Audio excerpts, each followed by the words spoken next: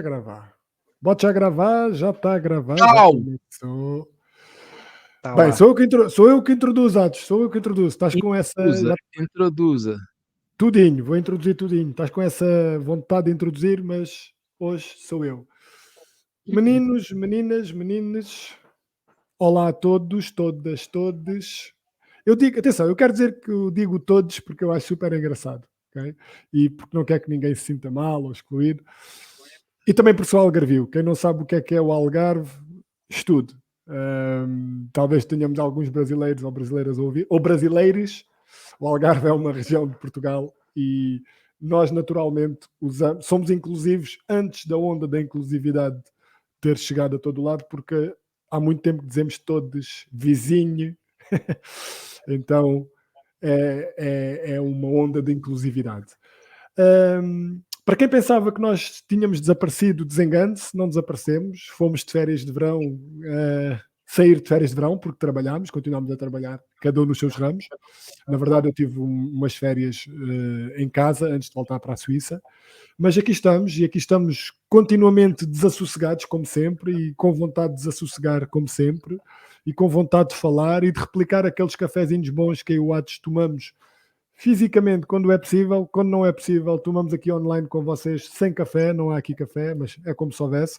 E com um outro tema, mais um, que de certa forma comunica com outros assuntos de que já falámos ao longo dos podcasts, mas que é sempre nossa intenção complementar e levar as interrogações um bocadinho mais longe, de forma um bocadinho mais abrangente, e portanto hoje será mais um desses episódios. E dito isto, vou pedir ao nosso incrível, inigualável, inimaginável Atos Campos, cá está ele, para nos dizer então um bocadinho o que é que vamos começar a falar, o que é que vamos falar e de que forma é que podemos introduzir o tema. Atos, meu amigo, palco é seu. Thank you so much. Tem um monte de botão aqui, pessoal. Tem que ir apertando os botões, falando e pensando ao mesmo tempo. Porque nós não somos uma equipa grande, somos uma equipa de duas pessoas para fazer um podcast, que nem é um podcast, né? As pessoas me perguntam, o que é aquilo lá que vocês fazem? Eu falei, não pode ser um podcast, porque primeiro podcast normalmente é só áudio, não é um videocast, não, é uma videochamada, uma videochamada gravada. É isso. O nosso podcast ou É isso. videochamada gravada. Hã? É o que nós quisermos. Isto é o que nós quisermos. É isso, é isso. Eu tô pagando, produzindo conteúdo de graça para o YouTube e eu que boto o nome no negócio. Pessoal, é o seguinte, voltamos aqui com um tema bastante interessante, que pelo menos eu tenho assim um certo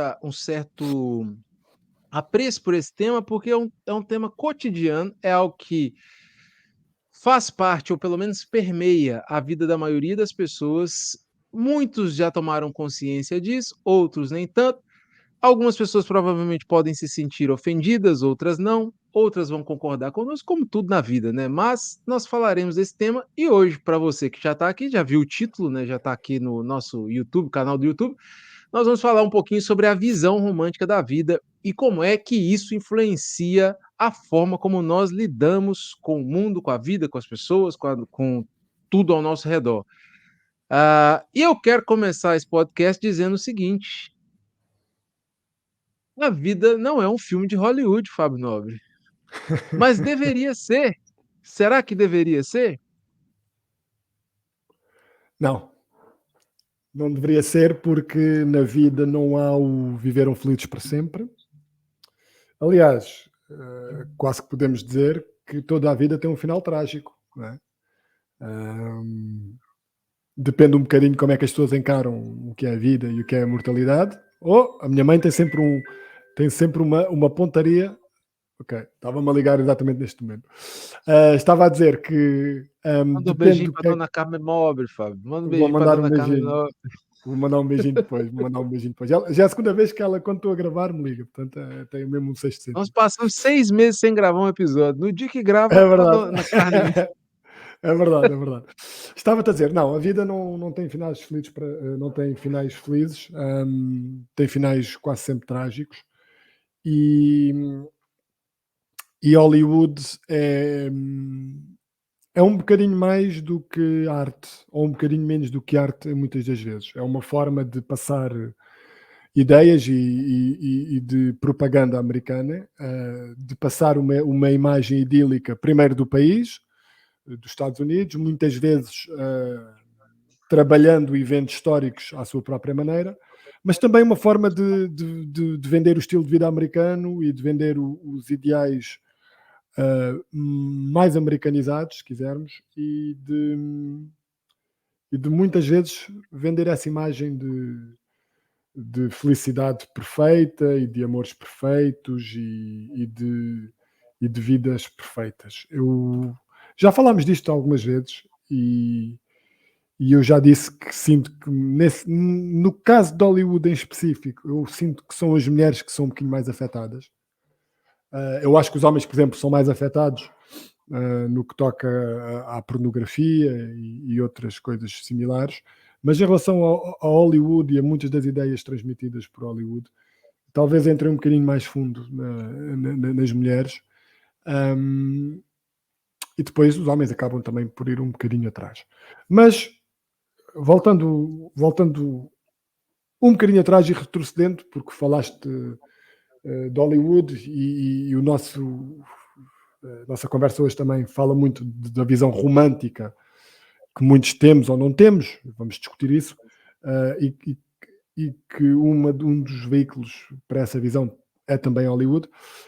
Antes de mais, queria só definir o que é o romantismo, não é? Porque o romantismo é um movimento artístico e cultural que surge depois da Revolução Industrial, portanto, surge no século XVIII, a par do Iluminismo, e basicamente o romantismo privilegia as emoções e a subjetividade do indivíduo como inspiração para a arte e para a sua cultura, não é?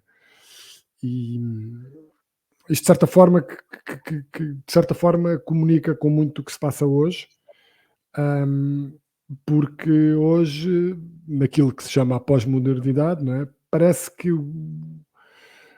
os sentimentos e emoções são mais importantes do que factos, muitas vezes, ou do que leis físicas, ou do que a biologia.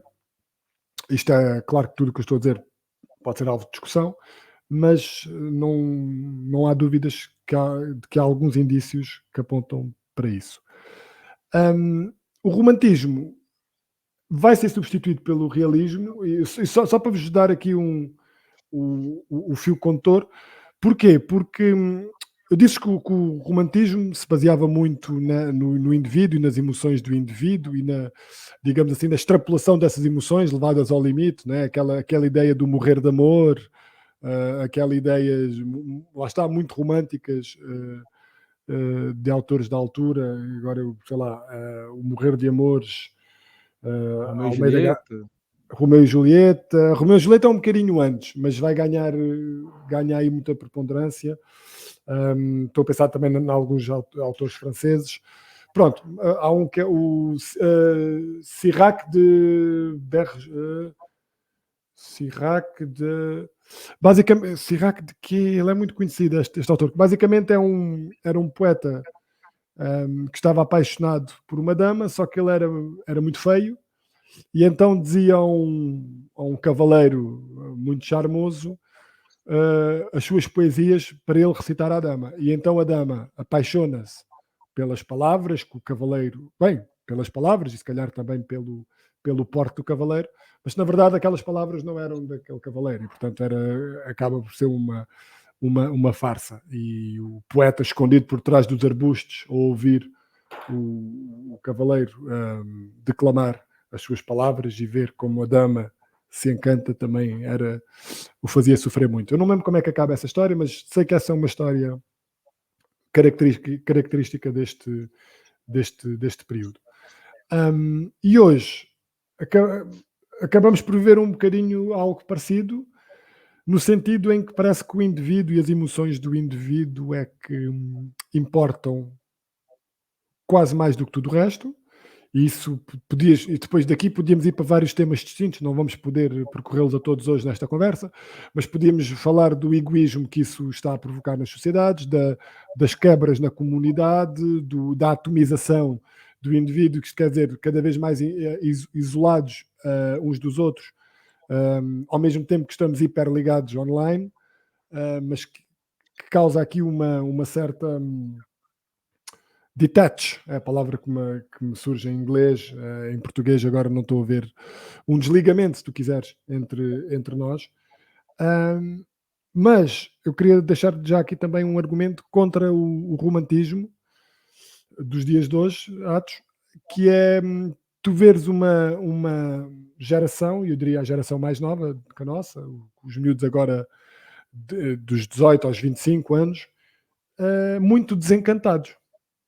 Muito desencantados com a sociedade, muito desencantados com o que se passa à sua volta, muito desencantados com as promessas que lhes fizeram e que, pelos vistos, não se estão a concretizar, de conseguir ter uma casa ou de ter o sucesso que achavam que tinham direito porque cresceram a ouvir que eram especiais por pais hiperprotetores, muitas das vezes. A nossa geração sofre um bocadinho disso, mas eu acho que a geração posterior está a sofrer muito mais. Uma geração que também já foi a primeira geração da história da humanidade, digamos assim, que cresceu já na época da internet, que já não sabe bem o que era brincar na rua, como nós ainda soubemos. A nossa foi a geração que fez a transição. E, portanto, é também uma geração desencantada, porque já viu tudo na internet, já viu aqueles vídeos mais macabros, já viu a dark web, a deep web, o que é que se consegue fazer online. E, portanto, é uma geração muito desencantada, até demais, se calhar cínica para além do ponto em que seria saudável sê-lo. Uma geração em que não acredita em nada, em que não acredita nas instituições, não acredita nos governos. E atenção, que há coisas que eu estou a dizer com as quais concordo, mas parece-me uma geração que não tem bases, que não consegue lançar bases em nada fixo que os possa amparar. E, portanto, não me parece que seja uma geração romântica, nem que padeça dos males do romantismo. Parece-me até o oposto. E era este desafio que eu te queria lançar, Eu porque acho se hoje exatamente o contrário. é, Eu acho que é uma geração extremamente romântica, mas pronto, aqui nós precisamos, mas vai lá, lança o desafio primeiro e depois eu pronto, eu concluo. sim, o desafio que eu te queria lançar era esse, porque uma vez que a nossa conversa hoje vai girar em torno do romantismo, não é? E de que consequências é que isso tem na nossa sociedade, eu aceito e concordo contigo que haja em alguma faixa da nossa sociedade, mas eu acho que a geração mais nova não sofre de romantismo. Ou se sofre, está a ver o vidro partir-se, né? Tocaram as 12 badaladas e a Cinderela transforma-se na gata borralheira, porque a realidade não é aquilo que foi prometido. Talvez se nós formos para o termo romantismo da forma como é aquela conversa que a gente sempre tem, né, toda vez que eu e o Fábio vai beber um café, a gente vai tratar de qualquer assunto, a gente primeiro tenta entender se nós estamos falando da mesma coisa. Então o conceito de romantismo aqui, existe esse conceito, né, que provavelmente é o que é aceito sobre o romantismo, né, que é o que o Fábio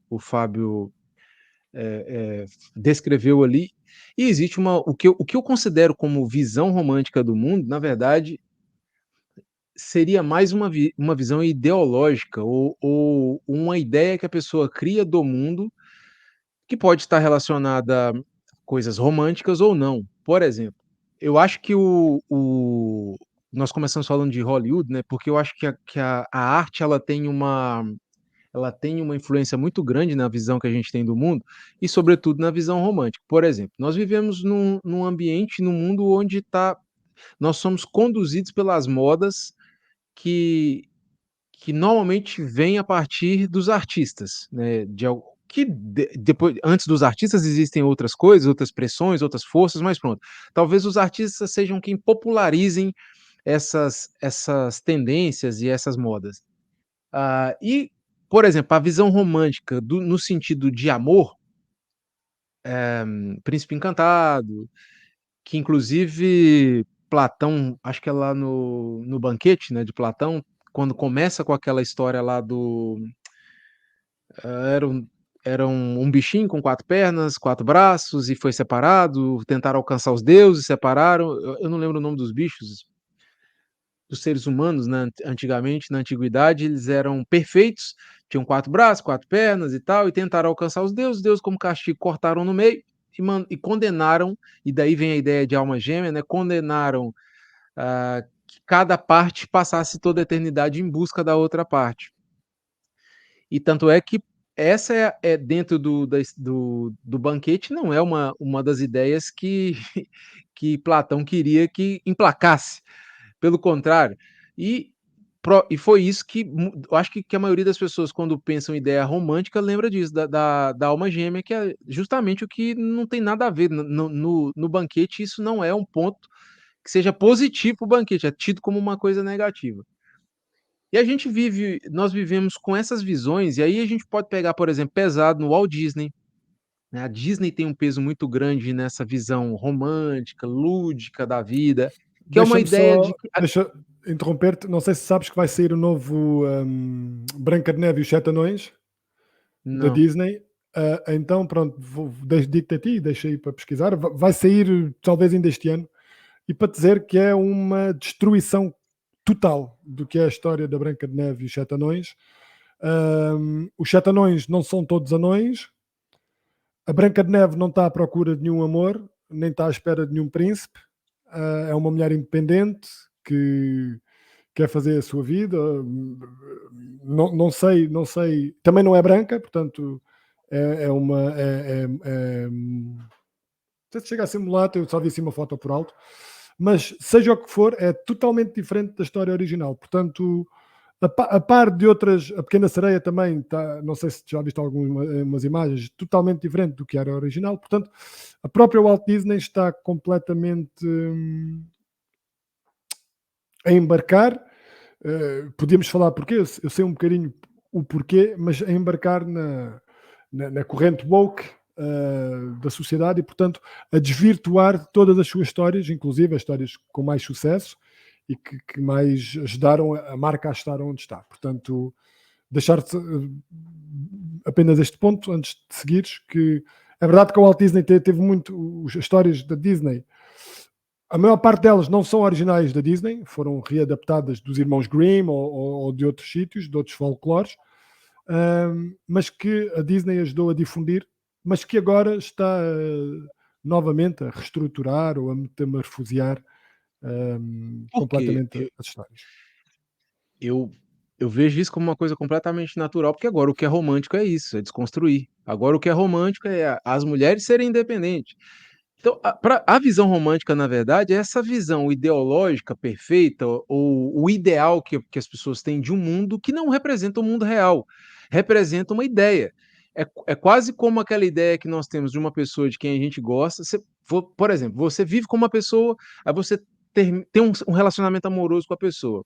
E aí, aquela pessoa, durante o tempo que você está com ela, ela é um saco, é um pé no saco, é uma pedra no sapato. Pronto, é aceitável, uma pessoa até legalzinha ali, a gente vive, mas quando se essa pessoa se ela, principalmente se aconteceu dela terminar com você, né, você for a pessoa que foi deixada, parece que aperta um botãozinho, que é o botãozinho assim, lembra do ideal da mulher perfeita ou do homem perfeito? E aí você começa a ver naquela desgraça tudo que ela não tem, mas que você gostaria que ela tivesse, e você começa a sofrer por uma pessoa que nem existe. E o mundo não é muito diferente disso. E a visão romântica do mundo, ela assim, é no trabalho, por exemplo. Eu dou aula ao ar livre, né? Eu sou personal trainer e dou aula ao ar livre. As pessoas vão ter aula ao ar livre e não quer que tenha sol. E não quer que o mosquito vá lá picar, não quer que haja vento. Isso é uma visão romântica, mano. Isso ou, no mínimo, estúpida. E a visão romântica, normalmente, ela é estúpida, porque ela idealiza uma coisa perfeita, só existe na sua cabeça, ela não existe em nenhum outro lugar do universo. Mas na sua cabecinha você acha que aquilo é possível, que aquilo é real. E aí, por isso que é importante a gente fazer essa divisão e essa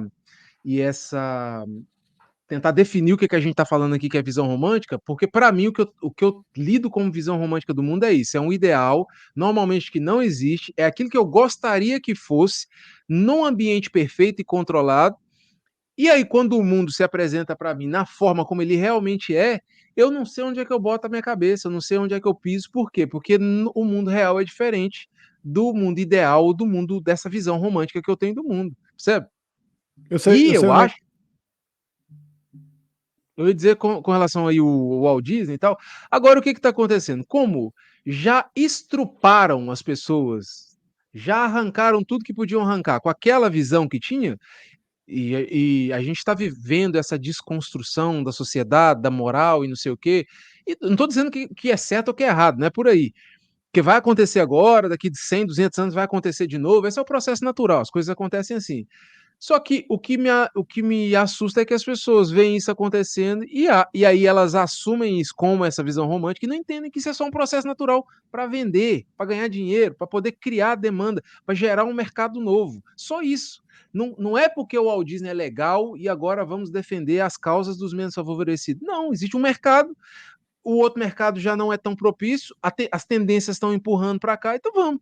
Isso, por exemplo, que eu estou a mostrar isso que eu estou a dizer, por exemplo, é excluir a visão romântica de que as grandes empresas, os grandes conglomerados pensam em mim quando eles estão tentando tomar uma decisão. Eles pensam no meu dinheiro.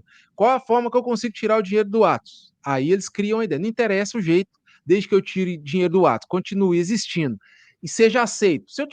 Se for aceito matar 100, a gente mata 100. Se for aceito matar 1000, a gente mata 1000. Mas se 1001 for ruim matar, a gente mata, volta um passinho atrás, mata só 1000 para não matar os 1001 e aí a gente ficar ruim na fita. É assim que funciona. Isso, para mim, é a visão brutal, real do mundo do jeito que ele é, percebe? Mas diga. Sim, tenho um comentário e depois uma provocação a fazer com base na que disseste. O comentário é: tu disseste que não sabes para onde é que havemos de fugir quando nos deparamos entre o fosso entre a visão romântica, como tu estavas a defini-la, e a realidade. E pronto, fugimos é fácil. Fugimos para o online, cada vez mais imersos e cada vez mais hiperligados, cada vez mais dependentes daquelas cargas imediatas de dopamina, não é? As recompensas imediatas. E isso fazer o quê? Fazer com que a nossa capacidade de concentração e de aplicação a projetos que demorem mais e cuja recompensa não seja imediata caia a pique. Seja ler um livro, seja um projeto que requeira trabalho e requeira trabalho e aplicação e estudo e devoção durante semanas, meses, anos. Cada vez menos há incentivos para isso, porque posso trocar esse trabalho doloroso por descargas constantes de dopamina, se bem que, tal como outros vícios, droga ou o que seja, para ter o mesmo resultado vou sempre precisar de inputs maiores.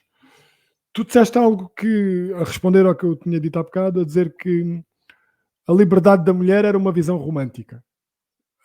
E eu queria te provocar com isso. Achas que, que pensar na mulher livre é ter uma visão romântica? Ou onde é que colocas. Ok, onde é que colocas a luta, muitas vezes exagerada, eu também acho, feminista, para, para alcançar. Se for a igualdade, estou completamente de acordo. Muitas vezes parece que é um bocadinho mais que isso. Mas isso também é uma conversa para outro podcast. Mas a luta feminista, da maneira que a conheces ou que a vês, parece mais fundada no romantismo ou na realidade? Eu acho que nenhum dos dois, Fábio. Pode ser sincero, por exemplo, a ideia, você falou, a coisa do fugir, né? É assim, você, eu, todo mundo está assistindo aqui, você precisa de uma merda qualquer para ocupar sua cabeça. Seja o que for, pode ser ler livro, pode ser, sei lá, fazer exercício físico, a sua cabeça não aguenta se não tiver uma merda qualquer para ocupar. Ver séries na Netflix. E hoje eu já tô numa etapa da minha vida que assim, eu tô cagando. Hoje eu tô boca suja, não sei.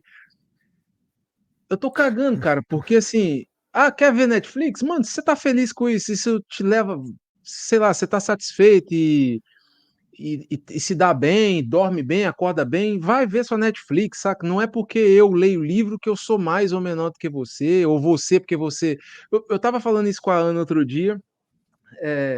Você sempre, do ponto de vista de qualquer coisa, você sempre vai ser inferior a alguém ou superior a alguém. Você sempre vai saber mais do que alguém em determinada coisa, sempre vai saber menos do que outras pessoas em determinadas coisas. Então ninguém é pleno, ninguém é completo, ninguém. A gente tá aqui e tem que se virar com o que tem. E em relação a essa questão do feminismo, sinceramente, eu já acho essa discussão chata, monótona. Mano, você quer ficar aí batendo no peito e deixar o cabelo do sovaco crescer? Deixa sua chota peluda, isso é problema seu. Eu é que não vou influenciar nisso, para mim não faz a menor diferença. Você acha que é importante lutar porque as mulheres agora.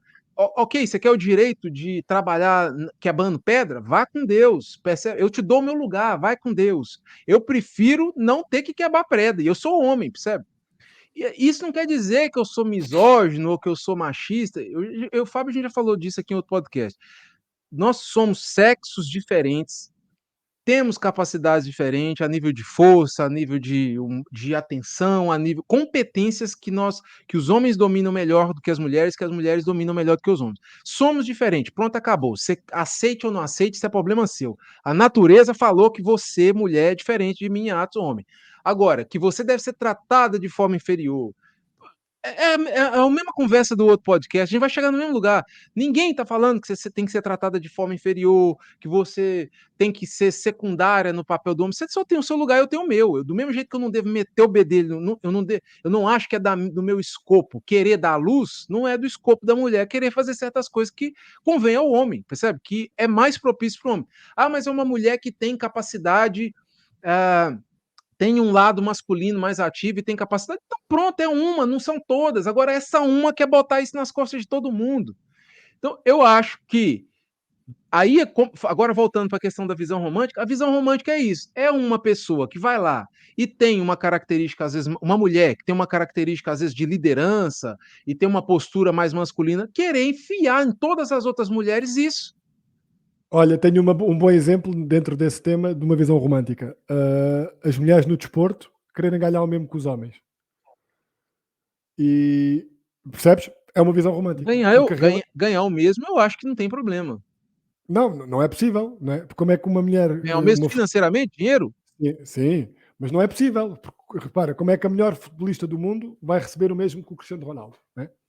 Quando os ganhos que o futebol masculino tem são incomparavelmente maiores do que o futebol feminino. Pronto. Entende? Aí não é uma questão da capacidade. Aí é o contexto, é diferente. As pessoas devem. Eu não acredito em meritocracia. Acho que isso é uma pataquada para poder dar a volta e falar que todo mundo pode tudo. Mas eu acredito que se as pessoas, por exemplo, nesse contexto que o Fábio está falando, tem uma futebolista melhor do mundo e tem um futebolista. Se o cara rende 300 bilhões e ela rende 100 bilhões, por que ela tem que ganhar o mesmo que o cara ganha? Ou vice-versa. Se a mulher rende 300 bilhões e o cara rende É 100, isso. receba de acordo com aquilo. Percebe? Não é. Sinceramente, É eu não isso. entendo. Essa Não é discussão. machismo, percebes? Pois. Não. Não é machismo. Simplesmente é. Isso chama negócio. Isso chama capitalismo. Pronto.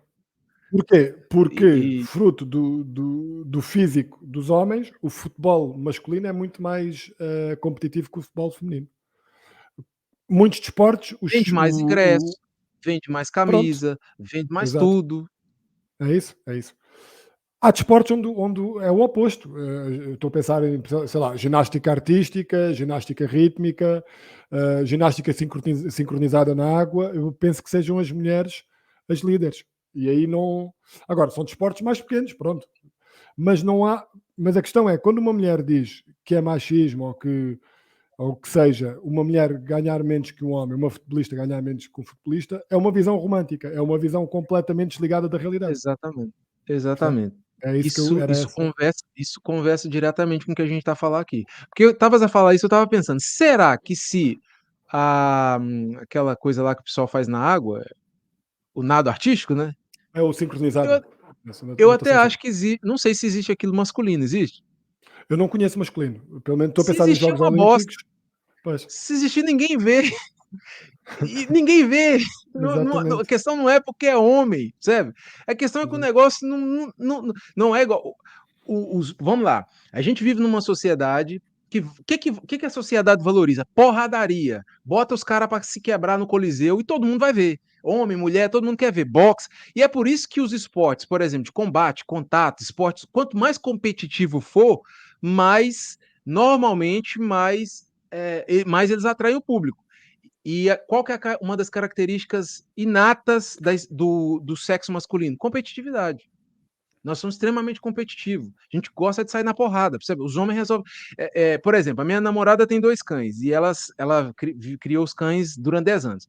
E eu comecei a viver com ela. E eu tenho um tratamento diferente com os cães. Eu bato neles, mas bato no sentido assim: a brincadeira que eu brinco com eles é brincadeira de homem.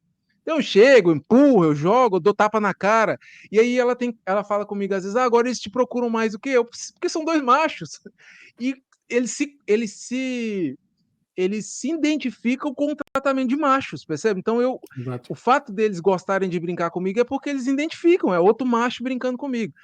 E a sociedade, por algum motivo, as mulheres, se a gente for olhar agora para uma parte mais biológica, né? O que as mulheres estão buscando nos homens, né? De forma geral, força, segurança. E quando as mulheres veem 2 homens se degladiando, Liderança, liderança. liderança.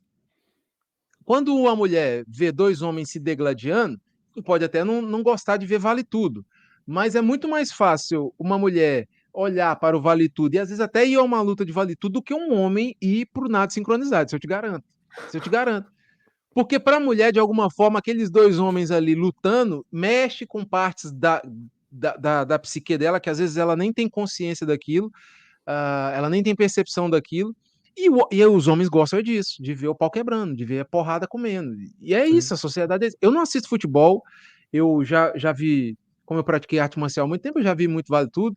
Às vezes gosto de ver, gosto muito de bola, mas não é uma coisa que faz parte do meu dia a dia. Mas às vezes eu tô vindo a minha última aula à noite termina às 8 horas. Aí eu passo por uma rotunda, que é o Cadillac, quem aqui da nossa zona aqui conhece, e o pessoal tá lá assistindo os jogos de futebol. E eu olho a primeira coisa que vem na minha cabeça para a gente ver como é que o condicionamento é, né? A primeira coisa que vem na minha cabeça é assim, que gente estúpida, por que não vai ler um livro, vai ver né? E logo em seguida eu lembro de uma frase que eu já falei com o Fábio algumas vezes. É o macaco olhando para o macaco no outro galho e falando que o galho dele é melhor. São macacos em galho diferente. Se eu vou para casa, quando eu chego em casa eu gosto de ler um livro, é porque eu sou o macaco do livro. O cara lá é o macaco do futebol e tá tudo bem. Eu só acho agora que é assim, se você. O problema da. Agora, ok, vamos voltar aqui na questão da visão romântica, porque a gente falou. Acho que já deu aqui para entender o que é a visão romântica que a gente está falando, que é essa ideia distorcida de uma realidade e você tentar ajustar o mundo à sua visão, ao invés de entender que o mundo é o mundo e você que se vire com isso, porque o mundo não vai mudar porque você resolveu. A não ser que a maior parte das pessoas decidam mudar, você vai perder. Toda vez que você for contra o mundo vai ganhar, isso é um fato. Aí vem um infeliz. Esses podcasts são bons para ter um que vai comentar aqui embaixo. Mas Jesus mudou, mas Buda mudou. Mas foi um em 7 bilhões. Estatisticamente, a maioria das pessoas não vai fazer diferença nenhuma. Você vai passar pelo mundo, você vai viver 50, 60, 100 anos, e isso não vai fazer a menor diferença quando você for embora. É um ou outro, por alguma circunstância, estava no momento E certo, na hora certa. mesmo falar de Jesus agora faz sentido, mas se calhar daqui a 100 mil anos ninguém sabe quem é Jesus. Ou se souber daqui a Hoje em 500 dia, mil. Sabes? pegando já aí no gancho de Jesus, né? Você quer uma visão, por exemplo, você quer a religião é uma questão que a gente pode trazer para esse palco, por quê? Eu vejo as pessoas falarem assim: eu não sou religioso. Aí eu viro para a pessoa e pergunto assim: mas você acredita que existe uma força, alguma coisa, existe um propósito para a vida? Alguma coisa que determina o propósito para a vida? Existe. Então você é religioso, cara.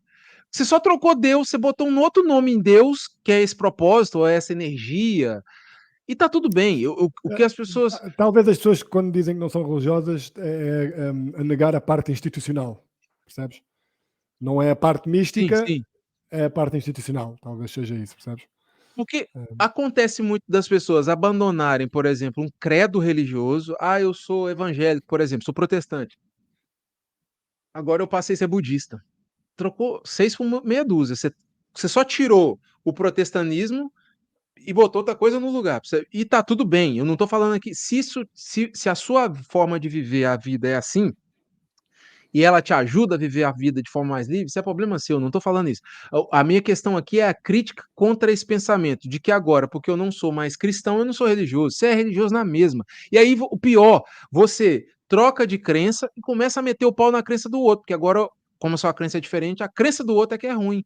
Quanto basicamente todas as crenças, pelo menos as que eu conheço, e se você for conversar com qualquer eh, pessoa não ligada à religião, que seja um estudioso, um exegeta, um teólogo, qualquer coisa, vai falar a mesma coisa. Mito, tudo alegoria. E aí o que, que acontece? Eu pego o meu mito. O problema é que quando eu assumo um mito, só lá na Índia deve ter tem o quê? 10 mil deuses diferentes? Aí eu tenho que Aí, falar que o meu mito é verdade e os 10 mil da Índia tá errado. Você, sim, sim, sim. é, vai em direção à questão dessa visão romântica. Então, definido isso, que a visão romântica, nesse caso aqui, é essa ideia de que o mundo tem que se adaptar ao que você acha que é correto, e pessoas passam a vida fazendo isso, passam a vida achando que o mundo está errado, ela está certa, e bate cabeça, bate cabeça. Quantas pessoas você não conhece que é assim? Sim, sim. Tem certeza que tem gente aqui que já falou, que já falou, eu nasci assim, eu vou morrer assim. Isso é uma visão romântica. Vai, Hum. porque quando a gente tira a visão romântica, por exemplo, uma coisa. Fala, fala. Mais que isso, Atos. As pessoas têm orgulho, e isso já te aconteceu também muitas vezes, certeza, de dizer que não muda de opinião. Não, não, esta é a minha opinião e ponto final, e é a minha opinião e acabou. E isto é muito engraçado, as pessoas não perceberem o quão ignorante isso passa para mim. Que é, ok, tu tens uma opinião, mas se não atualizas a opinião com base em novos dados ou novos factos ou o que seja, e insistes nessa opinião que se calhar no passado fazia sentido, com base nas informações que tinhas, mas com base em novas informações deixa de fazer sentido e tu não atualizas essa tua opinião, para mim é uma prova cabal de ignorância. E, no entanto, há muitas pessoas que têm um orgulho ferrenho nisto. Não, não, eu sou assim, esta é a minha opinião, é assim que eu vou morrer. E isso é uma visão romântica no sentido em que acham que estão mais próximas da verdade, ou que pelo facto de não mudarem, são de alguma maneira superiores, ou estão um nível acima das outras pessoas que mudam.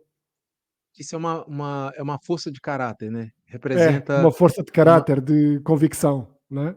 é, E é Que muito também, interessante. que Diz também é uma coisa que vem aí influenciada pela cultura, pela música, pelos filmes, né? Que é aquela pessoa. Eu tenho um. Tem um livro aí qualquer, chama The Originals. Eu ainda não li o livro, mas é um livro interessante. E, na verdade, por que eu me interessei pelo livro? Porque ele tem a ver com isso que a gente está falando aqui. Que esse livro ele pegou aqueles que nós consideramos grandes aí, né? Que é o Warren Buffett, os Bill Gates, esses caras que construíram impérios. E a ideia que a gente vê, por exemplo, você assiste um filme, normalmente a ideia que o filme passa é assim: o cara botou todos os ovos numa cesta, colocou aqui, ó, ou é tudo ou é nada. E esse livro vai mostrar, não, que a maioria deles construíram primeiro uma base em algum lado, tinham para onde voltar, e com a tranquilidade de ter para onde voltar, eles avançaram para poder conquistar algo maior, percebe? Isso é uma visão completamente romântica. E eu acreditei nisso durante muito tempo, que você tinha que, ou é tudo ou é nada. Ou é tudo ou é nada para você, ou Hum, você vai lá e hum. bota o seu na reta, seu pescoço tem que estar no jogo. Senão isso é covardia, percebe? Você está sempre se protegendo, você tem sempre para onde voltar. E na verdade o que dá tranquilidade para você, por que eu não esse negócio, né? Eu tenho outros projetos. Por que eu não abandono o meu trabalho hoje, que é o meu ganha-pão? Porque é o que me dá tranquilidade. Porque se eu abandonar aquilo e me jogar só nos meus projetos, eu vou estar na incerteza. Pode ser que dê muito certo, pode ser que não. Só que esse peso, o que isso vai fazer? Vai me trazer angústia, vai me trazer ansiedade, vai me trazer, vou dormir mal, eu não vou executar bem as minhas tarefas. E isso é uma visão romântica. Eu vejo isso, como eu lido com a galera do marketing digital, né, principalmente essa parte online, o tal do ganhar 1 milhão da noite pro dia, fiquei milionário. Os caras, eles pegam meia dúzia de pessoas, 6 gatos pingados, que conseguiram fazer uma oferta lá na hora certa, no momento certo, e conseguiram realmente ficar milionários e tal, e querem pegar nesses caras e colocar mas o cara arriscou tudo e conseguiu. Tá, mas para esse aí que arriscou tudo e conseguiu, você tem milhões que se fudeu. Se Quantos falharam? fudeu. Claro. Tá endividado até hoje, perdeu mulher, perdeu a sanidade, percebe? Aí você Hum. escolhe.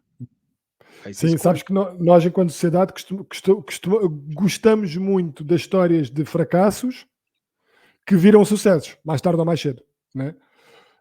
Hum, Há muitos filmes, sei lá, figuras públicas, históricas, que começam, fracassam, fracassam, fracassam, parece que nunca vão conseguir sair daquilo, mas depois, no momento de genialidade, de que as cartas da sorte abrem-se a seu favor, conseguem e tornam-se seja o que for.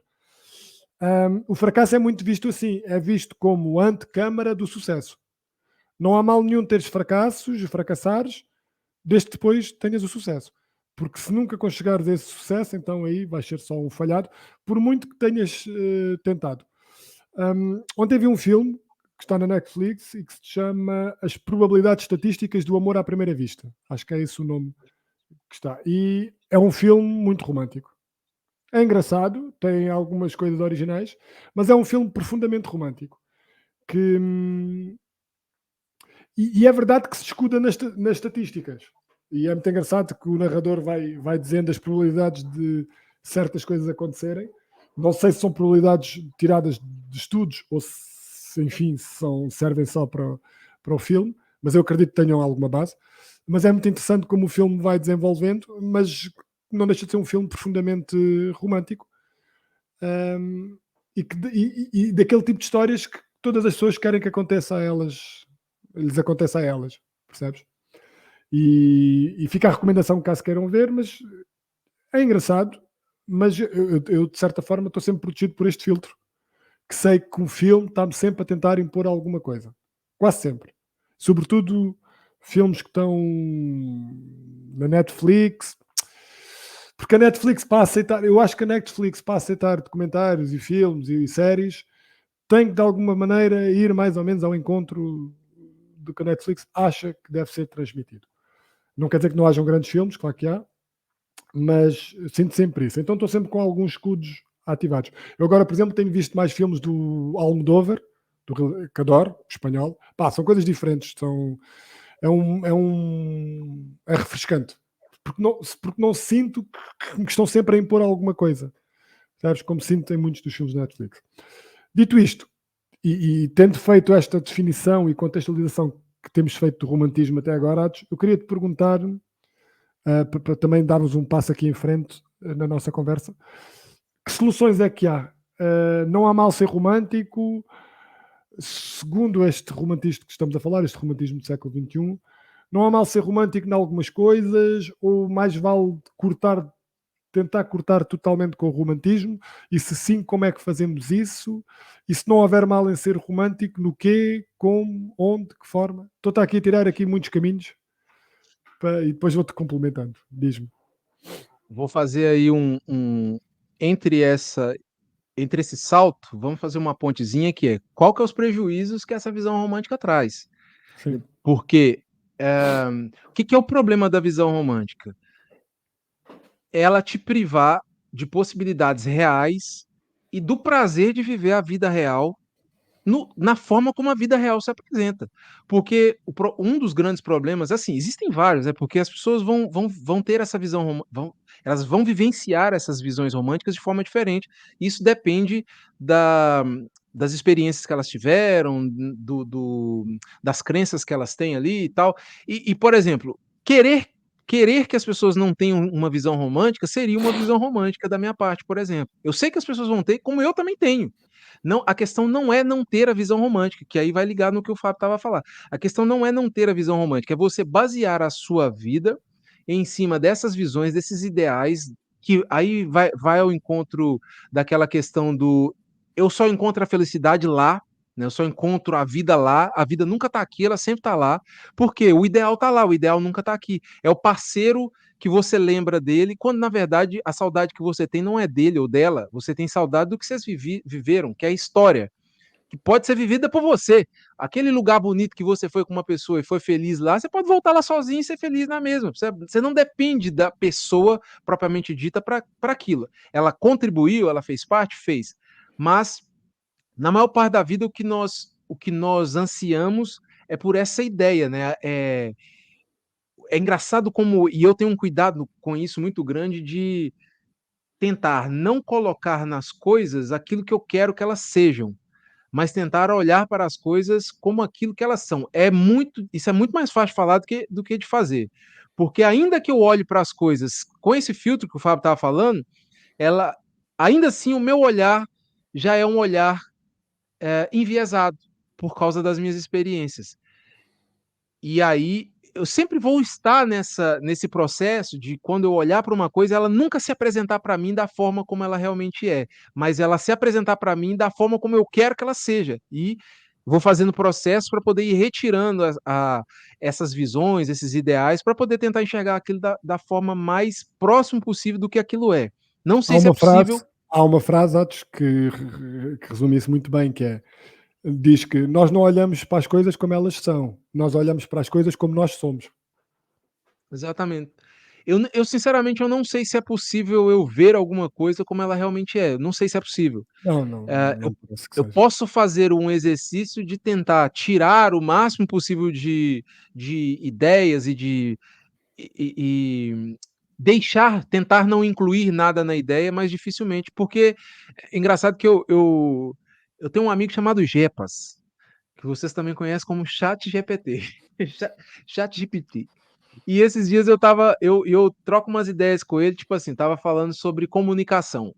E eu virei para o ChatGPT e falei assim: "O que que é a coisa mais importante na comunicação?" E ele falou: "Ah, você ser conciso, você não sei o quê, você falar claramente, você, eh, definir os tópicos primeiro e tal." Eu falei: "Beleza." Eu falei assim, aí eu falei ao ChatGPT: "Jepas, meu caro amigo, é assim, por mais que eu escreva o que eu quiser, da melhor maneira possível, eu for o melhor copyright do mundo, eu for o melhor escritor do mundo, não interessa, a pessoa." Eu não estou dizendo que a gente não deva fazer isso, tá?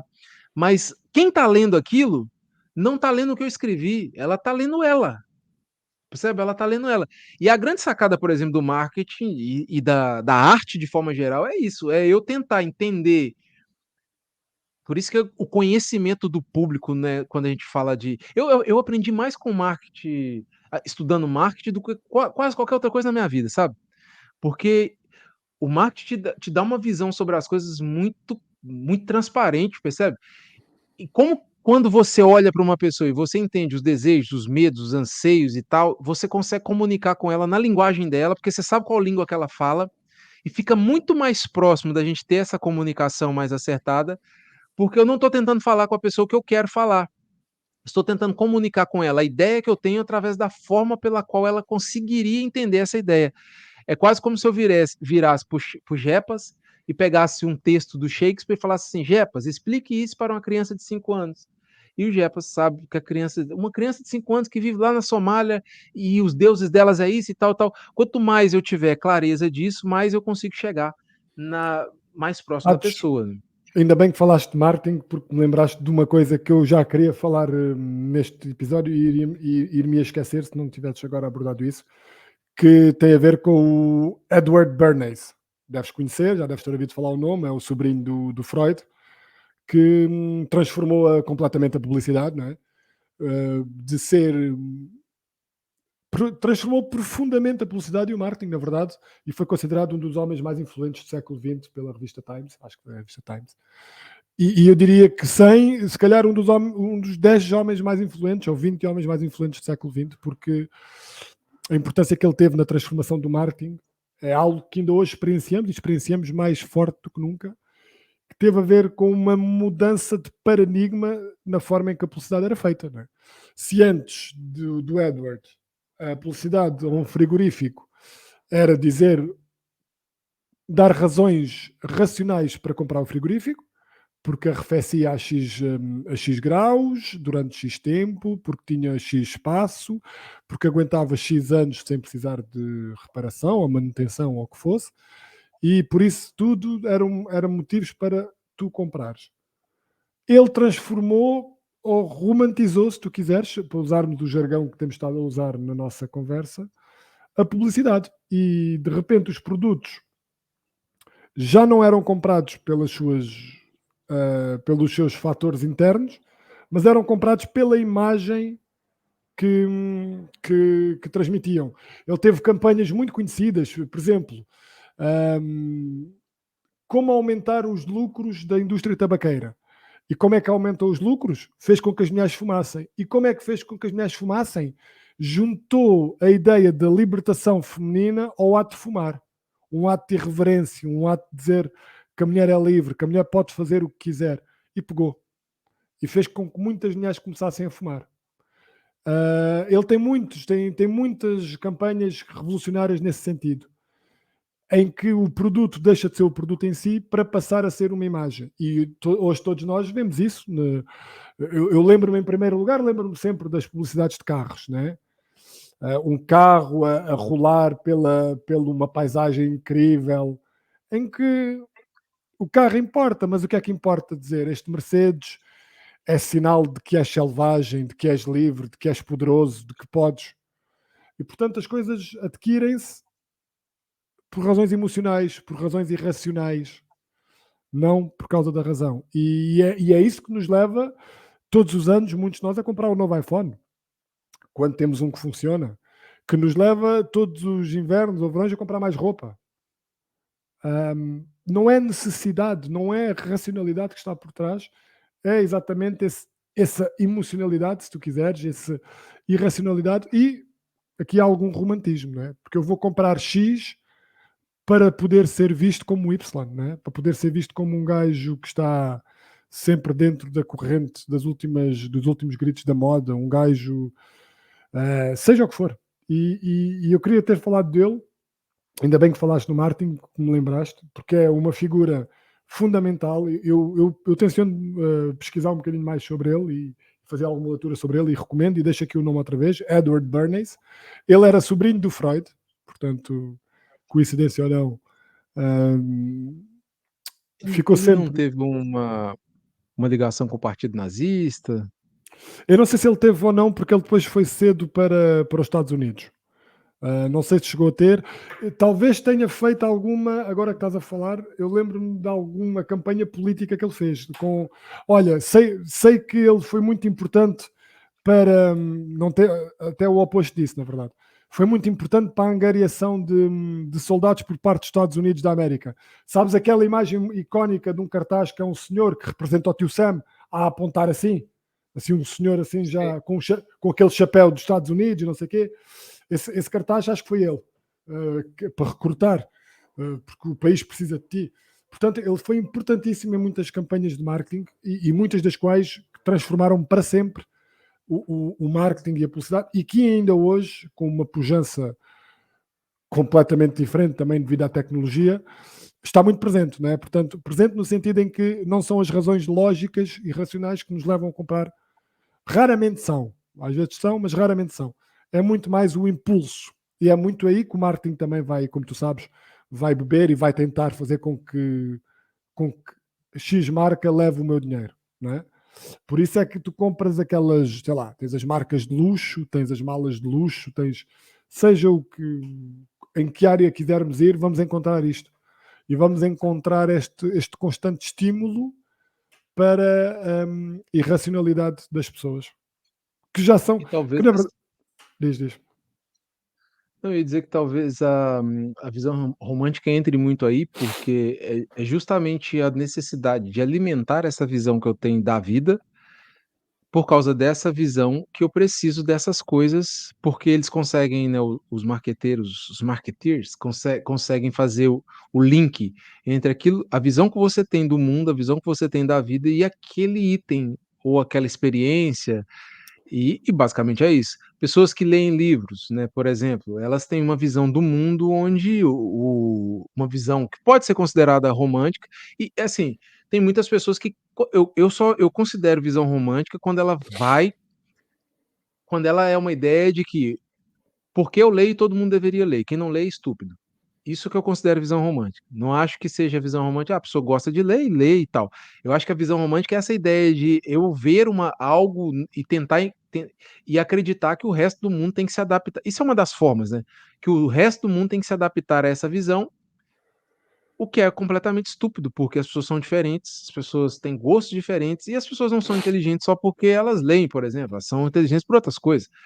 E ler é uma tem pessoas que não leem e são extremamente inteligentes, tem pessoas que ler tô usando a leitura, né, porque é uma coisa que para mim e para o Fábio é mais Imagina, a leitura está para a inteligência como o fisiculturismo está para o corpo. Que é, imagina, eu e tu não treinamos. Se começarmos a treinar, um de nós, se calhar, vai ter mais apetência para crescer mais facilmente, ou, não é? Mas é porque treinamos. Portanto, a leitura exponencia a tua inteligência, não é que aumente. Apenas permite que o teu potencial seja explorado melhor, né? Ou de outras formas. Né? Portanto, não é que te torne mais inteligente, o que te torna é permite-te explorar um bocadinho mais a tua inteligência potencial, digamos assim. sim, Percebes? te dá mais repertório. E aí É com isso. mais repertório, Porque imagina, hã, nós podemos ler o mesmo livro e depois eu ter percebido muito mais do livro do que tu, sim. entendes? E no entanto eu usar o pouco que eu conheci de forma muito mais produtiva do que você, Pode ser, é verdade. Sim, né. sim, sim. É. Lá Tanto está, há muitas formas de aproveitar e de utilizar esse conhecimento que vamos adquirindo, aqui concretamente através da leitura. Mas, para não perdermos também o nosso fio, então, já percebemos que a questão não é tanto do devemos ou não devemos ser românticos, porque é de certa forma não conseguimos escapar a uma parte, né? Que nós estamos a chamar romantismo, podíamos chamar outros nomes, mas nesta conversa estamos a chamar romantismo. Portanto, não é tanto se podemos ou não ser românticos, porque já percebemos que de uma forma ou outra vamos sempre ser. A questão agora, então, se calhar, é o que fazer para nos protegermos ou para evitar cair nessa desilusão, não é? Que é querer que o mundo se adeque aos nossos ideais ou à nossa visão. O que é que, o que, é que achas Pô, que se pode fazer? eu tô fazendo aqui agora uma engenharia reversa de qual foi o processo e qual é o processo que eu faço para poder chegar nisso. Pronto, vou dar isso é a minha opinião pessoal, não é um método enfim, é a minha forma de enxergar. É partir do ponto, toda vez que eu me deparo com uma situação, primeira coisa é me perguntar se a minha visão é a única visão em relação a isso, e obviamente a resposta é não, né, eu não sou a única pessoa que está se colocando diante dessa situação, e a minha forma de ver essa situação, ela não é a única. Então, provavelmente, há uma grande probabilidade que a minha visão esteja equivocada ou distorcida ou precisa ser ajustada. E a partir daí e aí há níveis, né, por exemplo, se eu estou dentro de um ambiente onde eu estou trabalhando, por exemplo, com uma equipa, existe uma visão ali que precisa ser mantida, porque ela tem que ser coerente para que se alcance um objetivo, não interessa a minha visão pessoal nesse sentido, porque a gente tem um objetivo em comum, então eu preciso encontrar uma forma de adequar a minha visão àquela visão do grupo. Então, para mim, a questão da visão romântica é sempre você dar esse passo atrás e olhar e falar: Ok, eu não sou a única pessoa exposta a esse ambiente, eu não sou a única a minha verdade ela não é a única em relação a isso". É quase que uma visão científica, né, porque enquanto o religioso ele tem aquela visão: eu tenho certeza de que isso é verdade", o cientista normalmente ele parte de um outro pressuposto, que é: "Tudo que eu sei até agora é isso, mas eu não sei se isso é tudo". Então são dois caminhos, e eu acho que para a gente sair dessa visão romântica, a gente tem que ir mais para essa visão científica, que é a visão de olhar e falar: "Ok, essa é a informação que eu tenho até o momento. Isso é o que eu sei sobre isso até o momento. Ah, agora vamos ver o que que há mais sobre isso". E outra questão é que já ter uma noção, e isso vem com uma construção que a gente faz ao longo do tempo, que o Fábio falou ali que é um filtro, que é de perceber que está todo mundo tentando te passar lábia. De alguma forma, alguém está tentando vender a ideologia dele para você, então você precisa ter e aí a leitura, você conhecer um pouquinho de quais são as linhas de pensamentos, né, da onde é que vem essas linhas de pensamento, vai te ajudar a saber, opa, peraí, esse cara aqui, ele está pensando ali numa linha, sei lá, mais voltada para o materialismo. Esse outro aqui tá, percebe? Você consegue ter mais ou menos, pelo menos, entender, porque no final, se você pegar os filósofos tudo, um mais doido que o outro, juntar tudo numa sala, eles vão sair na porrada e ninguém vai chegar em conclusão nenhuma, porque cada um está apontando para um lado e cada um está tentando defender a sua visão de mundo. Agora, e não tem como mesmo chegar em um consenso nenhum, porque não vai ter, eu não consigo ver, olhando para o mundo como eu vejo hoje, eu acho muito difícil que a gente chegue em consensos, a gente chegue, eu acho engraçado quando a pessoa chega e fala assim: "E eu cheguei na conclusão", eu falei: "Que conclusão? Não tem conclusão, você chegou e você, de posse das informações que você tem, você consegue, inferir isso, mas isso não é conclusão para nada, porque não terminou, não acabou, conclusão é o fim para mim, né, eu acho, concluiu, acabou. Não é uma conclusão, mas é uma É assim, observação sobre as informações que você tem. nós chegamos a muitos consensos, temos muitos e muitos consensos. Consenso é uma Tu, boa co- palavra. tu quando entras num avião, tens confiança de que o piloto sabe o que está a fazer, não é? E tens confiança porquê? Tens confiança porque há processos societais que fazem com que uma pessoa, para chegar à cabine de pilotagem de um avião, tem que passar por X provas, testes, experiência para chegar lá. Portanto, isto é um. Porque tu não conheces aquela pessoa, tu nunca viste aquela pessoa, não é? Só que tu tens confiança nos processos que permitem àquela pessoa estar ali. Tanta confiança que tu estás disposto a depositar a tua vida nela, não é? A mesma coisa quando pegas no carro e vais andar na estrada.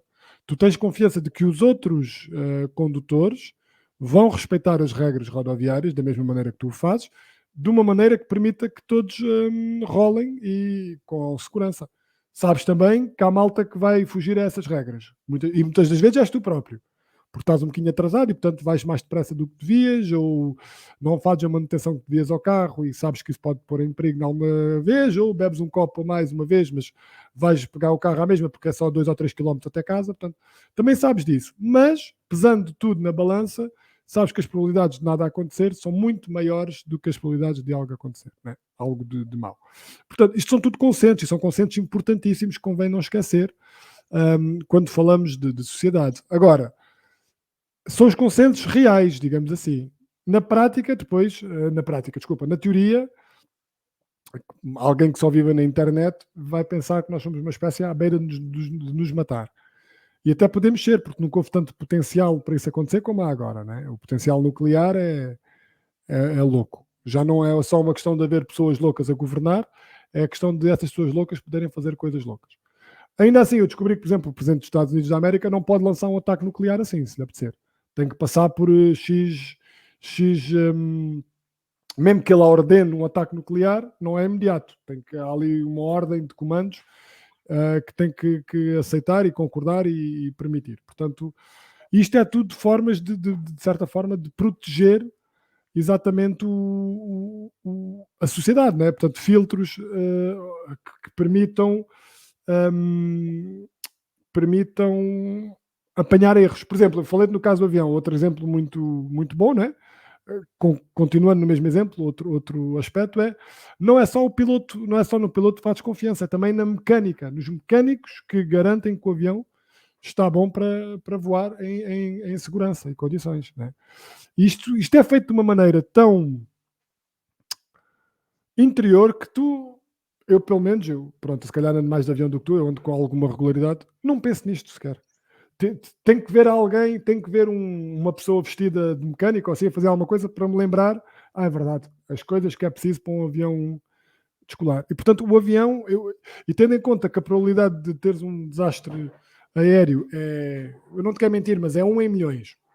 Acho que é 1 em 7 milhões ou 8 milhões. É assim um número realmente estrondoso. É incrível e é uma das provas do nosso avanço civilizacional que importa não esquecer. E não é romântico, aqui é tudo menos romântico. Sabes? Eu quando entro no avião não estou a ser romântico. Estou a acreditar ou a confiar, mas tenho razões para isso. Porque o historial, sei que raramente um avião cai, sei que raramente há problemas mecânicos graves, sei que, pronto, enfim, um sem número de informações que fazem com que eu entrar naquele avião não seja um salto de fé, um leap of faith em inglês, percebes? Isto é Mas muito é, bonito mas e é. importa. Mas Mas pronto, tem 2 pontos aí. Um é que, a visão romântica aqui seria o seguinte: se um ente querido seu tivesse no avião, o avião caísse, ele falecesse, e você falar: "Logo ele". Não, existe uma probabilidade real, ela é real, e apesar de ser pequena, eu duvido que ela seja menor do que a probabilidade do ser humano estar vivendo nesse planeta chamado Terra. Duvido que ela seja menor. Há muito menos probabilidade da gente estar aqui do que de um avião cair. Só que aí a pessoa às vezes: "Ah, é porque, sei lá", e aí a pessoa romantiza a ideia nesse sentido, né: "Ah, porque o avião caiu, ela foi", é aquele caso, por exemplo: "Ah, ele ele foi na casa de banho e perdeu o avião, é porque não era para ser". Não, mano, não era porque não era para ser, rodou um monte de coisa, seria romantismo nesse sentido. Agora, o romantismo de entrar no avião, ele é um romantismo, não seria correto chamar de romantismo, né, mas como a gente tem uma comprovação social, porque na verdade o que a gente está fazendo é aquela história. Já viu aquele apanhado que o cara sai correndo e sai correndo assim, vira a esquina correndo? Alguém já deve ter visto isso. Aí ele vem, tem uma pessoa andando na rua, aí vira alguém do nada da esquina, sai correndo, fala: "Corre, corre, corre, corre, corre". O cara que tá indo sem saber de nada vira e sai correndo. E não sabe nem o que que tá acontecendo. É mais ou menos isso que a gente faz. São as heurísticas, né, a gente chama de heurísticas sim, sim, comportamentais. A gente tem aqui já um programa rodando, que ele julga mais ou menos aqui com base no que é mais provável acontecer e toma uma decisão baseada, e tá tudo bem, tem que ser assim, porque senão a vida também, o mundo não funcionaria. Agora, a questão que eu estava a falar era de gerar, quando a pessoa chega em conclusões, por exemplo: "Ah, existe vida após a", porque eu tomei ayahuasca e vi os meus hum, antepassados, e agora pronto, não tenho dúvida que existe vida após a morte, percebe? Aí você começa a criar uma religião por causa disso, cria uma seita e quer converter todo mundo para isso. sim. E aí são Acaba, acaba, os acaba, acaba. extremos, percebe? São os extremos. Sim, olha, pegando no teu exemplo e também para irmos passando aqui para, se calhar, para a fase final da nossa conversa, que é perceber o que é que podemos fazer em relação às visões românticas, ou o que é que soluções é que podem haver, e aqui só podemos dar casos pessoais e só podemos dar a nossa opinião, não é? Vou pegar nesse teu exemplo da ayahuasca, porque foi algo que eu também já experimentei, já tive num retiro da ayahuasca, e o que eu te posso dizer é, essa seria a visão romântica, o exemplo que tu deste. O que eu acho que seria mais correto no sentido de te poder aproximar mais da realidade ou da verdade, seja lá o que isso for, e nós sabemos que está longe de ser algo óbvio, seria, perante essa noção de que eu vi os meus antepassados e que, portanto, para mim parece-me claro que existe a vida depois da morte e que encontrei um sentido escondido que não conhecia para a minha existência. O que eu faria seria, muito bem, eu senti isto com muita força. Como é que eu contrario isto? Vou tentar perceber o que há, de que forma é que a ayahuasca, os componentes ativos da ayahuasca, atuam no meu cérebro, na minha biologia. Vou tentar ver outros relatos de outras pessoas que passaram fizeram um retiro da ayahuasca e perceber se o que eu senti é raro ou é comum. Vou tentar perceber a história da ayahuasca, tentar perceber de que maneira é que começou, ou onde é que começou, com que objetivos é que começou. É uma prática milenar, já sabemos disso, surgiu na zona da Amazónia, penso eu, a América Central e a Amazónia, portanto não sei claramente onde é que surgiu, até porque a ayahuasca cresce em mais do que um sítio só, há ali uma região onde cresce. Portanto, a ayahuasca é uma raiz, é a combinação de uma raiz e de uma folha, portanto, digamos, uma mistela, um chá que resulta desse cozinhado, e portanto, tentar perceber isso tudo. E aí estou a combater o romantismo, estou a combater a visão romântica, porque estou a buscar informações a várias fontes distintas e a tentar perceber de que forma é que comunicam com a minha experiência. Se eu rejeitar isso e encarar só a veracidade da minha experiência, e aí comunica até com a minha definição não, a definição inicial do romantismo, né? Que é a sobrevalorização das emoções e experiências humanas na arte e na cultura. E se eu fizer apenas isso, então estou a ser claramente romântico, porque não estou a ter em linha de conta outros caminhos, outros fios condutores que podem ajudar a explicar isto que eu senti. E se eu só confiar no que eu senti como o caminho para a verdade, atenção, o que nós sentimos é importante para averiguar a verdade e para averiguar o mundo. É um dos instrumentos que temos e o gut feeling, né? Aquela intuição que temos muitas vezes, isso importa, pode importar, pode ajudar-nos. Agora, ficarmos só reféns disso parece-me muito pouco. Então, o que eu diria, aqui em jeito também, antes de passar para ti, em jeito de conclusão, é de que desconfiem sempre da primeira percepção ou de algo que vos aparenta ser muito óbvio e muito forte. Eu próprio não faço isso sempre, ou demoro tempo a fazer isso. Muitas vezes não é óbvio para mim. Mas com algum tempo chego a esse ponto. Ok, isto parece-me claramente assim. Então, quando algo me parece tão claro, alto e para o baile, porque normalmente não é assim. Deixa ver de que outros ângulos eu posso observar isto ou pensar este fenómeno para ver se acrescenta alguma informação nova. E eu acho que é assim que não excluímos o romantismo da nossa vida, mas colocámo-lo ali sempre sobre alguma pressão, se quiseres, ou dando-lhe algum contexto para que não se torne nocivo e não nos faça parecer muitas vezes assim meio maluquinhos. Era isto que eu se calhar diria em jeito de conclusão, Atos, e antes de passar para ti e perguntar-te o que é que achas, se concordas com este método ou se podes acrescentar alguma coisa mais. Concordo, concordo. Eu acho uma trabalheira danada e é assim que tem que ser, não tem muito jeito. E talvez seja por isso que a maioria das pessoas chuta o balde e prefere ser romântico mesmo, porque dá trabalho. É isso. Isso vai ao encontro do nosso episódio sobre o pensamento crítico, né? O Fábio nada mais está falando do que ter aí uma atitude, né, de pensar criticamente. Mas para finalizar aqui a minha parte, então eu vou fazer o seguinte: já que a gente está falando de visão romântica, e toda vez que a gente fala de romantismo, a gente pensa no romance entre pessoas, né? Homens e homens, mulheres e mulheres, ou seja lá o que for, qual seja o tipo de casal. Mas o romance que é direcionado a uma outra pessoinha.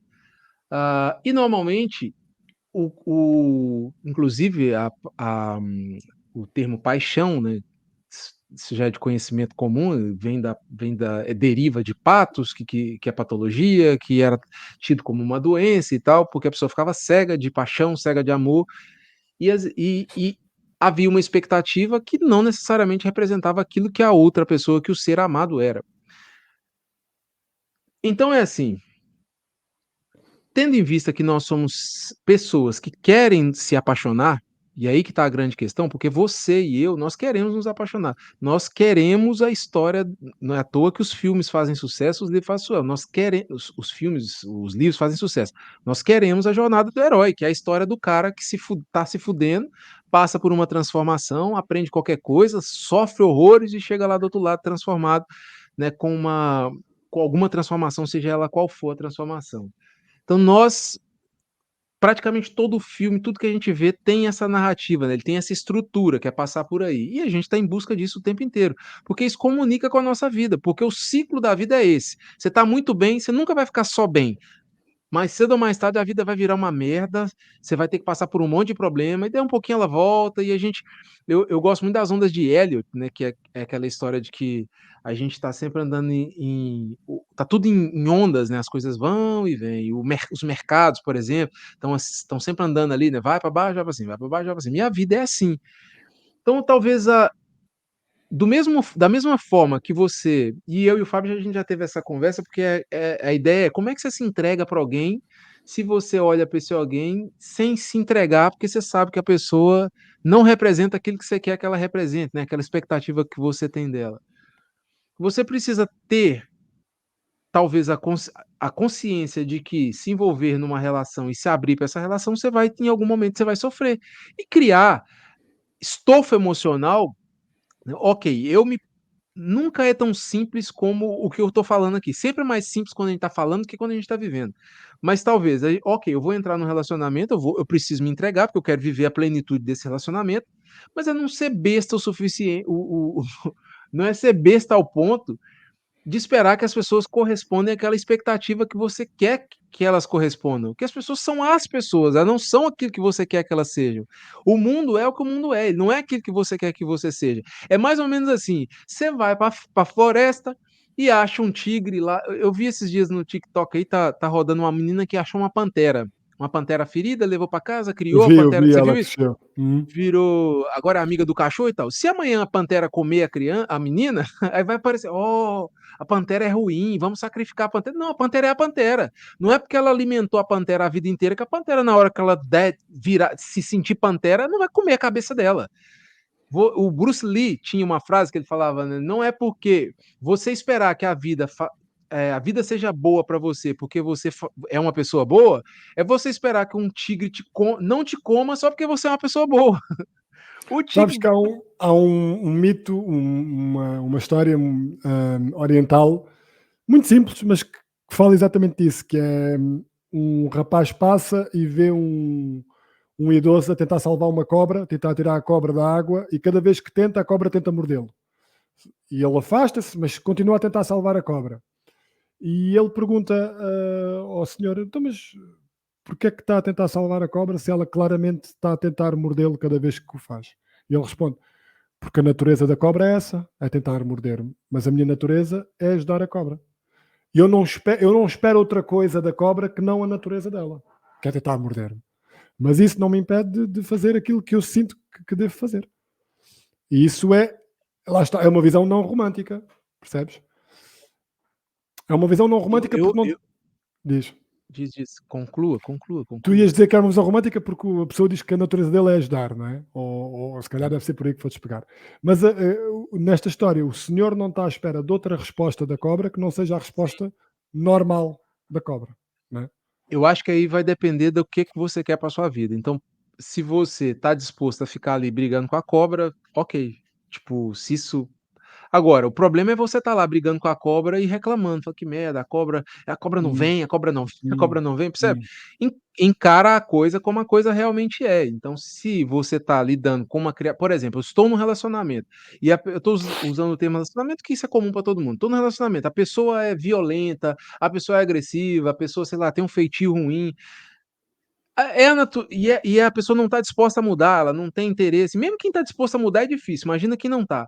E você está naquele relacionamento, pronto, ou você aceita, fala: "Ok, eu vou viver esta vida de merda aqui, e sei que é assim, e aceito isso, e faço as minhas concessões para poder viver com essa pessoa, ou então eu saio daqui e vou procurar outra vida". Agora, o problema é aquela pessoa que fica no relacionamento e fica assim: "Ah, ela vai mudar, ele vai mudar, um Sim, dia", aí esse é que é visão o problema. romântica. E aí e aí que é o grande problema. Então, a questão aqui não é ter ou não um pensamento romântico, a questão aqui é porque ele, de certa forma, a gente, como o Fábio falou, a gente sempre vai passar por isso. É, já que é para ter um pensamento romântico, escolha um que vai te levar em direção daquilo que te faz melhor, que te faz bem, que te complementa, que te leva para onde você quer ir. Então, se eu quero, por exemplo, se e sempre tendo sempre considerando que essa visão romântica pode nunca se realizar. Por exemplo, eu trabalho duro, eu me esforço, eu tenho minhas metas, os meus objetivos. Provavelmente eu acho que eu me esforço mais do que a maioria das pessoas no sentido de comprometimento com o que eu faço. Não posso dizer isso com certeza, porque eu não vivo a vida das pessoas, mas pronto, é o que me parece. Agora, pode vir a outra pessoa que, tipo, não tá nem aí pra nada, e o cara tá na hora certa, tá no momento certo, e tem às vezes a cara certa, percebe? E nasceu com uma predisposição para que a coisa aconteça para o cara e não aconteça para mim. Isso é o risco da vida. Eu vou olhar para isso, dizer que eu vou ficar feliz é mentira, mas eu entendo, eu sei que a vida é assim, eu aceito isso, aceito que a vida é assim.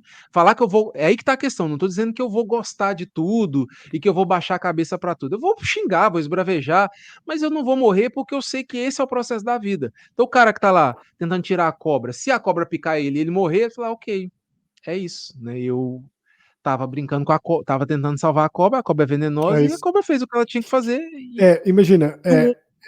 É tu fazeres o que estás a fazer sem teres expectativas irreais.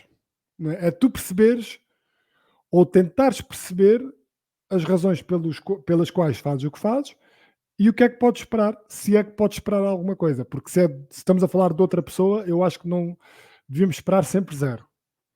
Não é porque eu faço X que devo estar à espera de Y de outra pessoa. Nenhuma, porque nenhuma pessoa tem obrigação para connosco. Eu repito, nenhuma pessoa tem obrigação para connosco. A nossa família sente que tem alguma, e quanto mais próximo de ti, mais sente, mas não tem. A partir do momento, pronto, terá, enquanto não fores capaz de viver tu por ti próprio, não é? Não tiveres a independência física e emocional e o que seja, claro, não é? Cuidar das crianças, eu acho que é uma obrigação. Mas a partir de um certo momento, é engraçado nós acharmos que há alguma pessoa que tenha uma obrigação para connosco. Não tem zero. Qualquer pessoa, seja a nossa companheira, o nosso companheiro, seja os nossos filhos, seja quem for, não tem zero.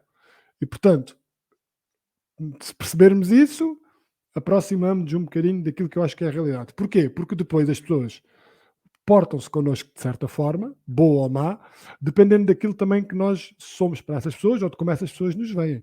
Isto é sempre tudo muito subjetivo. A questão é nós não esperarmos algo só porque sim, só porque só porque nos achamos entitled. Entitled é uma palavra em inglês que é, se eu disser intitulado, não está 100%.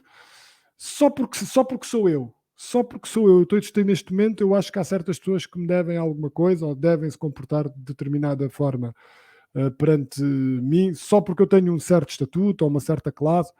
Mentira. Isso é tudo uma Yeah. construção que nós fazemos. Ok. E funcionamos nessa construção, ok. Mas não é a realidade. Se quiseres, um romantismo um bocadinho mais alargado. E, portanto, o remédio há de estar a algures entre perceber a ilusão na qual participamos também e vivemos e permite até certo ponto o funcionamento da sociedade e perceber que isso não é a realidade e ter sempre mais, Eu, tentar ter sempre mais ou menos isto na cabeça. eu acho que isso foi excelente para a gente finalizar e vou só acrescentar algo que era algo que eu tinha trazido também para falar aqui e que é uma coisa que eu sempre falo e já ia passando. Ah, a maioria, eu poderia dizer assim com alguma certeza de que a maioria a maior parte das infelicidades, a maior parte dos descontentamentos, a maior parte das angústias que as pessoas vivem, e eu me incluo nessas pessoas, e o Fábio e todo mundo, provavelmente se dá por causa de uma coisa que está relacionada com isso que o Fábio falou, que é acharmos que o mundo, o universo, as pessoas nos devem alguma justiça, que nós, de alguma forma, que é injusto eu acontecer qualquer coisa de ruim comigo, que toda mano, é a natureza, percebe? Existe um conjunto de leis, existe tudo para tentar proteger a nossa sociedade e tal, mas não existe esse negócio de justiça. Você nasce sem um braço, você nasce, sei lá, você pode nascer não é a natureza. E a partir do momento que eu assumo isso como uma injustiça, e eu acho que deveria ser diferente, a minha vida começa a se tornar um inferno, porque eu acho que deveria ser diferente, quando é só o que poderia ser, não tem outro jeito. Então quando alguém te trata mal, é o que deveria ser. Percebe? Agora acaba você daí para frente determinar como é que a coisa vai correr. Se o mundo cai na sua cabeça, você perde seu emprego, sei lá, você perde a sua perna, como eu já falei, isso é muito mais fácil a gente verbalizar aqui do que vivenciar essa experiência. Descobriu amanhã que tá com cancro. Mano, é o que poderia ser, não tem outra história, percebe? E o universo, o mundo, não tem nada que te deve nenhuma justiça. Ninguém deve nada pra você, a natureza não deve nada, nem pra mim, nem pra você. Ninguém te deve isso. Essa ideia de justiça, isso vem muito do cristianismo, de que a gente é merecedor. Merecedor do quê? Você não é merecedor de nada, você caiu aqui e estava falando isso da família, engraçado que hoje de manhã eu estava pensando nisso. A única coisa que me liga na minha família é uma casualidade. Por algum motivo, os meus genes estão ligados aos genes dessas pessoas e pronto. Por causa, a gente tem mais uma ligação. Talvez a ligação é menos genética e mais intelectual, né? Porque é as experiências que eu vivi com essas pessoas que me ligam a elas, não é a minha genética. Porque se pegar, se me eu tivesse nascido e colocado numa outra família e nunca tivesse ficado sabendo que aquela família não era minha família biológica, talvez eu me daria muito melhor com ela do que com a minha família biológica. Então é mais essa ligação genética que a gente tem. Então tirar essa coisa de que nós somos merecedores de uma justiça, que nós somos merecedores de ocupar um lugar, que nós somos merecedores de um pódio, porque a tal da meritocracia, porque eu fiz, eu tenho que receber. Não, não existe regra nenhuma para isso. Lute pelas suas coisas porque você quer lutar. Mete o seu pé na parede, empurra a sua rede sozinho, porque ninguém vai empurrar por você. E se alguém empurrar, se alguém te fizer o bem, e eu falo isso muitas vezes, se alguém te fizer o bem, alguém estender a mão para você, alguém for caridoso, agradeça. Legal, beleza, aceite, receba, mas não espere isso. Percebe? Não espere, porque não é função de ninguém te pegar no colo e te carregar. Não é natureza, isso não é da nossa natureza. As leis, se fosse assim, não precisava de lei. Porque se isso fosse da nossa natureza, ninguém matava ninguém, ninguém roubava ninguém, todo mundo cuidava uns dos outros e a vida corria linda e maravilhosa. E não, no entanto, a gente tem centenas, milhares de leis e de estruturas para poder proteger, como o Fábio falou, do trânsito, da aviação, e etc, etc, direito das mulheres, direito das crianças, direito dos cães, direito da natureza, direito de todo mundo. Por quê? Porque no fundo, tá cada um por si, cada um querendo cuidar das suas coisas. E se você tem aquela pegada como é que se diz quando a pessoa cuida lá mais dos outros? Solidária. Solidária, né? Altruísta. Você é uma pessoa Empata, altruísta.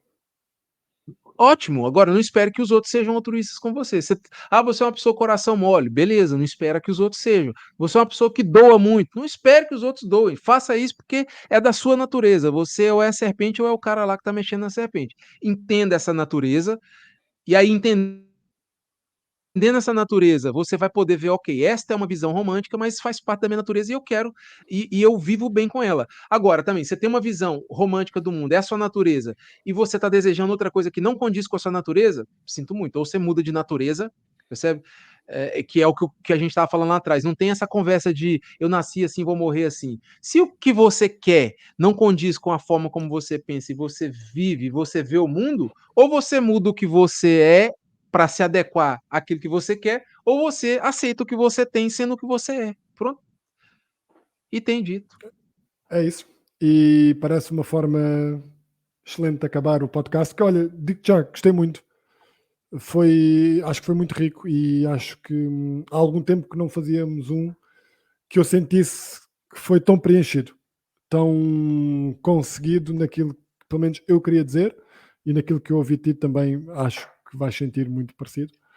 E portanto, não sei se tens mais alguma coisa a dizer, Atos, ou se posso encerrar. É o tipo de podcast que esse tipo de assunto, porque assim, nós não estamos falando de uma metodologia para você criar uma campanha de marketing, por exemplo. Nós não estamos falando de um método de treino. Então não é um negócio com início, meio e fim, e que a gente só precisa fazer pequenos ajustes. Isso é muito amplo. Então, tiramos daqui alguns insights, né?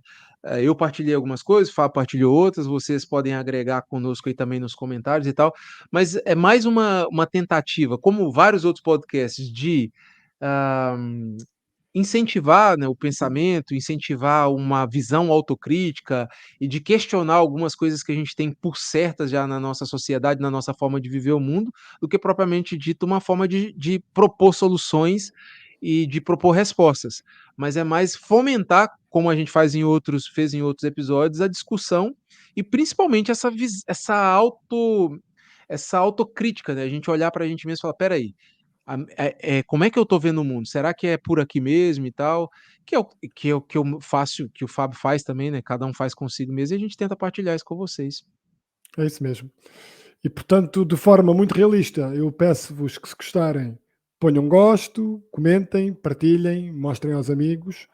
Se não gostarem, ponham que não gosto e comentem à mesma a dizer que não gostaram, porque ajuda o algoritmo à mesma, portanto façam isso. E continuem a acompanhar-nos, nós voltaremos. Não é uma promessa, porque não posso garantir que voltemos, nunca sabe o que é que vai acontecer amanhã ou daqui a 10 minutos, Tentaremos.